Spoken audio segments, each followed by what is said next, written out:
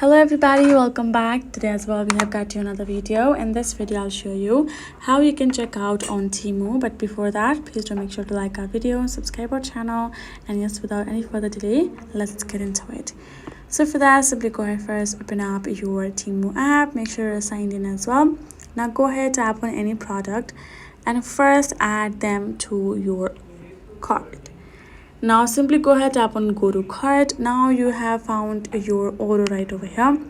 You're gonna tap on it and you're gonna see this checkout option given in the bottom right away. Simply have to tap on the checkout. You have to simply choose your country and region if you haven't added correct info. Provide your first name and last name, enter your phone number, and simply go ahead, tap on the save option. Once you have saved this information, you simply have to provide again your address, your delivery address. Then you have to add in the payment method, can be from your card or whatever method you prefer from the options.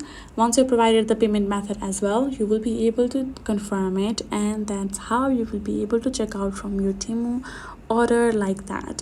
And you can do that as many times as you want for as many orders as you would like, and you're good to go. So that is how you can do it. Hope this video was helpful to you all. Thank you so much for watching, and I'll see you guys in our next video.